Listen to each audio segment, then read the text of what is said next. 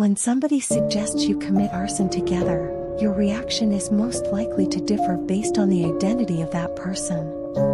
If anyone else had asked me to come along to burn down a building, I would have assumed it was a joke. However, being aware of Frankie Preston's barely suppressed murderous tendencies made me take his request quite seriously. Of course, three main questions presented themselves upon first consideration. What building? A small developmental factory owned by Fun Flair. Do you plan on burning it while there are still people inside? Only one, and that one deserves to burn alive. Shelving my thoughts on that answer for the moment, I inquired as to when he was hoping to go about this endeavor. The sooner the better. My sister, you haven't met her, found out that they're going to move sites in the near future, so if I want to take revenge on my old boss easily, I need to do it now. It won't be too difficult. I know the layout of the place really well. They can't have changed much these last 3 years. It's small, hidden but unprotected. A bunch of containers in some woods a couple hours from here.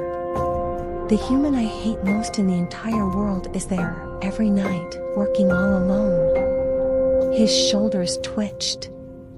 I drove by the place a couple times, and I kept thinking about doing it, but I was too scared. Having you there would make all the difference. It would?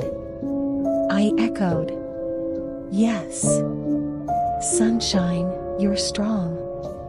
Amazingly so. I don't want you to feel like I'm using you, but the thing is, I can't do this on my own. If you tell me to go away and never mention this again, I will. That I swear to God. Or whatever sadistic omnipotent being has put me on this world to suffer. He briefly glanced heavenward, or rather at the ceiling, then back at me. I can't hurt anybody, remember? I nodded along slowly. This person, your old boss, what did they do to you? Simply put, she's why I hate everything. He spoke with an uncanny intensity, staring past me like he was miles away. Who is she? Her name is Philomena Wallace. She's the one who keeps sending people after me. She wants me back to do fuck knows what to me because she's still pissed I screwed her over. He paused. She does horrible things. You'd want her dead, too. Why isn't she in prison? Nobody gets taken to prison if they're rich enough. Either way, what she does isn't technically illegal, and no one knows about it either. It's a tricky situation. I took a deep breath. Do you have a plan? I do. We'll go there at night. I'll slip in and make sure the door to Phil's workspace is locked, and then we'll douse the whole thing in gasoline. Are you sure you'll need me for that? It doesn't sound like you'd be inflicting hurt directly. I mean, you wouldn't have to actually raise a hand to your boss, not physically. Or can you not do that either? The risk lies rather within what could happen if she finds me. He rubbed his arm, a look of uncertainty crossing his features. I'm different when I'm around her. I can't help it. She can just walk all over me.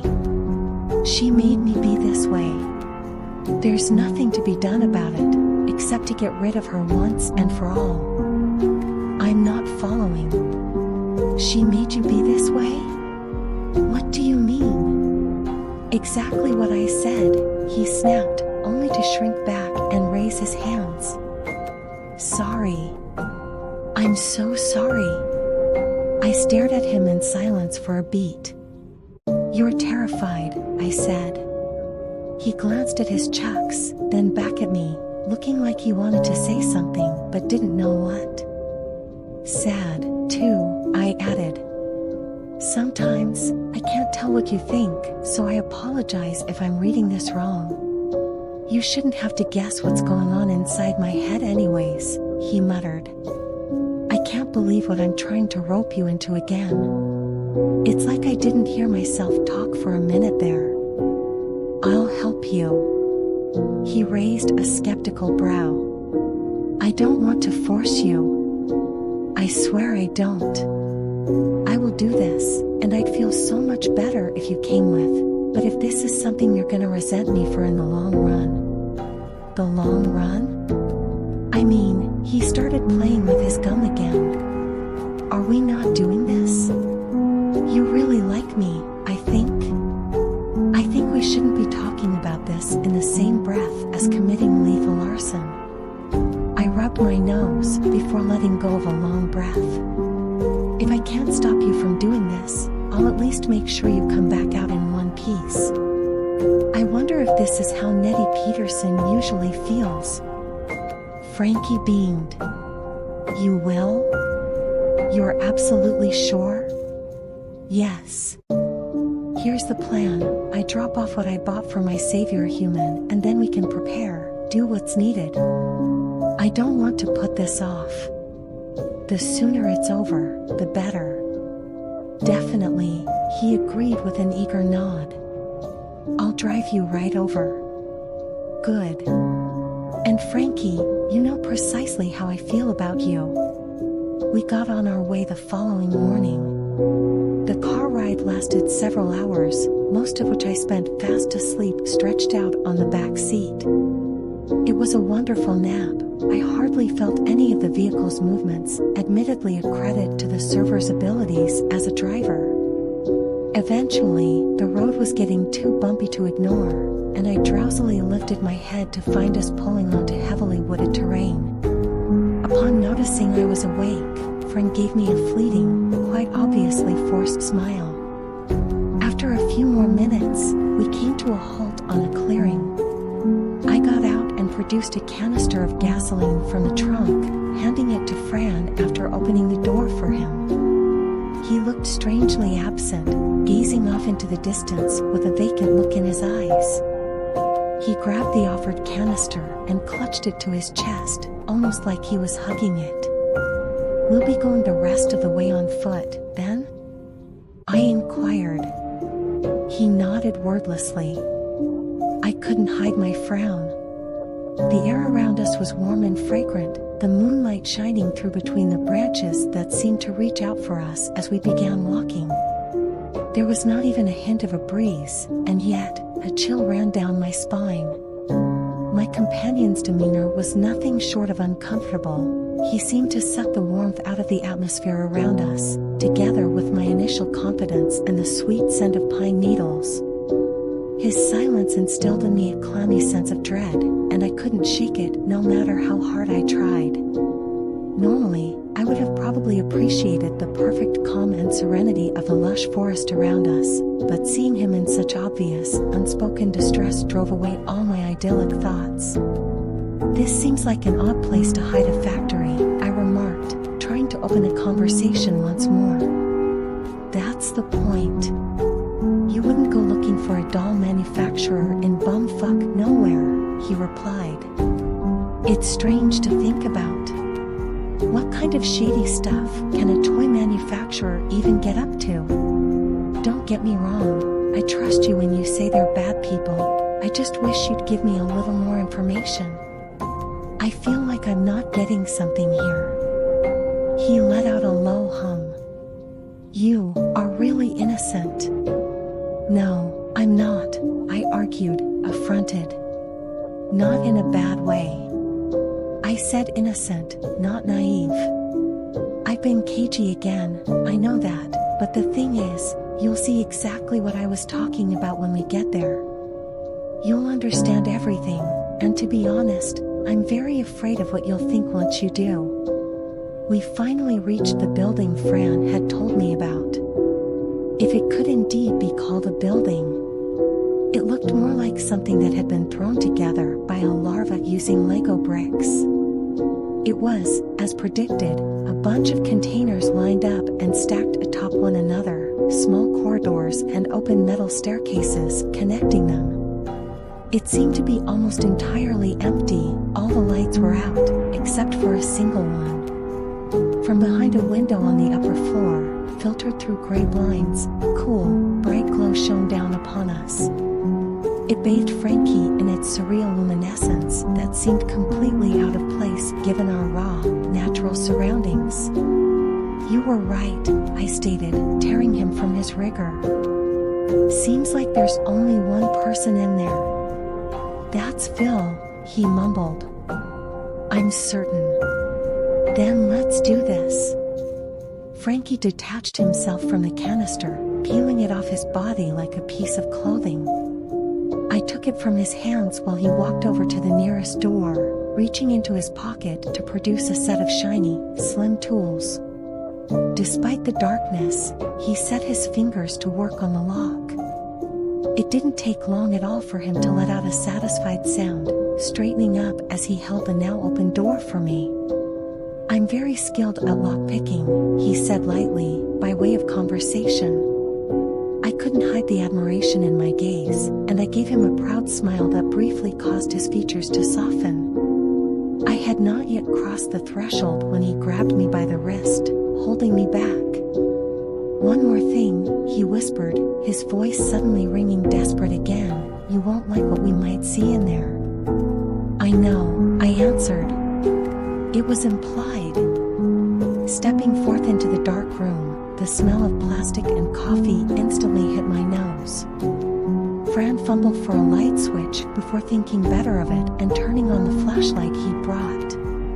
We were clearly in a break room. There was a table in the middle surrounded by chairs, an espresso machine in the corner, and several calendars and posters taped to the walls.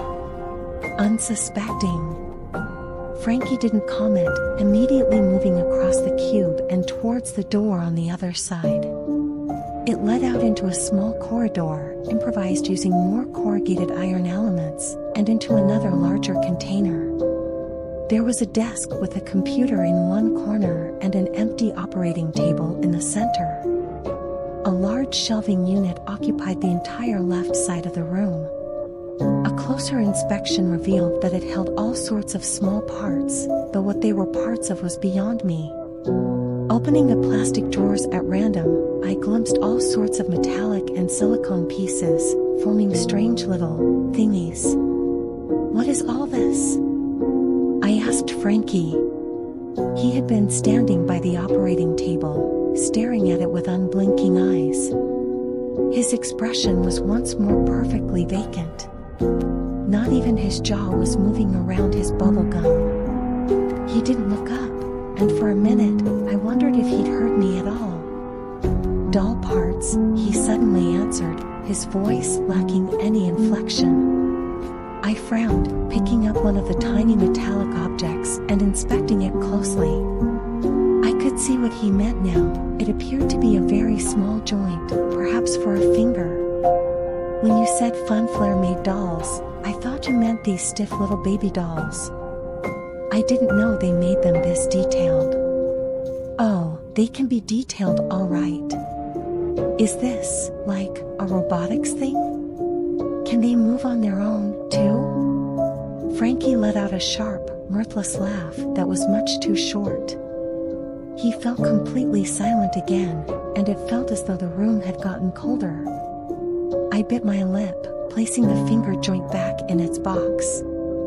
I tentatively reached out to Fran and rested a hand on his upper arm, only for him to flinch, drawing away as if burned. "Dee, don't touch me right now," he pleaded. "I'm sorry," I breathed. "No, I am. Don't mind me, okay? Let's just go on." So we did. Another makeshift corridor led us over into the next container. The beam of our flashlight cut through the darkness, revealing a sight that made me stop in my tracks. There were several bodies propped up in the corners of the room, bodies that I only realized on second glance were artificial. They were of roughly the same size as the average person, with fully formed arms, legs, and everything. Their faces, however, were different. Most of them weren't even fully complete, the skin-like material not fully covering their heads and leaving the mechanical structures underneath uncovered. Their eyeballs, sitting in hard plastic sockets and unframed by lids, stared out at us blankly, utterly void and expressionless. Cold dread began to seep into my bones, paralyzing me for a second before I managed to break from my stillness. Taking a step towards one of the lifeless figures, I bent down to get a closer look. Keeping my distance, I reached out a single finger to trace along one of the countless delicate wires peeking out from the soft patches of facial material. It was cool to the touch, making my skin crawl. I pulled back, turning to Frankie in bewilderment. What is all this? I asked hesitantly. That's them. That's the dolls. Well, yes, I can see that, but this is really, really unnerving. He let out a strangled, mournful sound. I guess it is, he said eventually, his voice low and flat. He knelt down beside me, a little closer to the doll, and started fumbling around with the back of its neck, clearly looking for something. Finally, I heard a little click, followed by a whirring noise as the doll jerked up its arm. I squeaked, scrambling back on my hands and rear, only to find my back suddenly pressed up against the chest of another mannequin. I hadn't done a thing, but it instantly sprang to life, robotic fingers clamping down around both sides of my nape. The painfully fierce touch wiped away every last bit of my composure, and I let out a shriek that seemed to tear apart the relative silence. Frankie spun around to fix me with the beam of his flashlight, causing me to squeeze my eyes shut.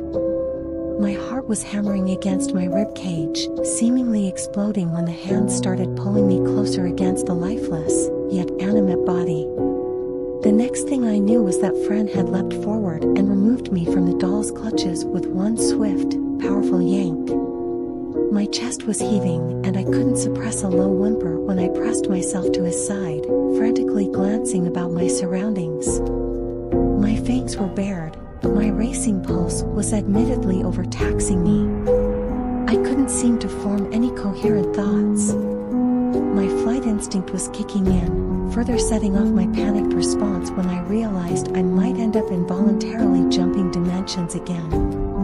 Suddenly, I felt Frankie's hand on my cheek, the gentle pressure tilting my head up to make me meet his gaze. "It's all right," he said, his voice equal parts firm and understanding. The fog in my head lifted just a little. "They're not going to hurt you," he went on, his thumb stroking the curve of my outer ear. However he managed to convey such certainty when he himself had been so uneasy mere moments ago was beyond me, and yet, I found myself believing him. My breathing slowed, and I hazarded a second glance at the doll I had bumped into. It had stopped moving, its body having locked into an unnatural, almost feral-looking position.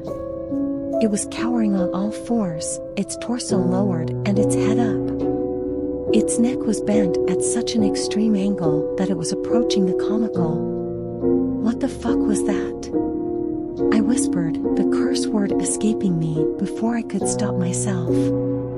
Some of them have to be activated manually, others can be turned on just by touch. "I remember that," Frankie replied. "There's no need to be afraid of them, though. Even if it's hard to believe considering, well..." He gestured at the oddly crouching doll at our feet. "Something's very wrong here," I muttered, unable to tear my eyes off the lifeless, incomplete face. "I didn't even know they made toys like that." "They're not for children," Frankie said, his eyes glazing over once more. "Are they, like, robots? Do they know what they're doing?" "Not if they're lucky, they don't." He paused. "They're not made to think. Any awareness they might have would be unplanned for." "And you really used to work here? Did you help build them?" "We can talk about that once we're out of here." I swallowed. "Look, I'm freaking out. This can't be a normal production site." "It's not. I wish you didn't have to see this. It only gets worse." And your instincts aren't failing you. None of this is right. If you want to back out, I don't blame you. This place shouldn't exist. I took a deep breath. I wished I had insisted on knowing the full truth before coming here, but it couldn't be helped now. Instead of prying further, I pointed at the canister of gasoline. Then let's remedy that. Despite himself, Frankie smiled. Instead of mirroring the expression, I felt my own features suddenly derail. Oh crap. What is it? Do you think she heard me scream?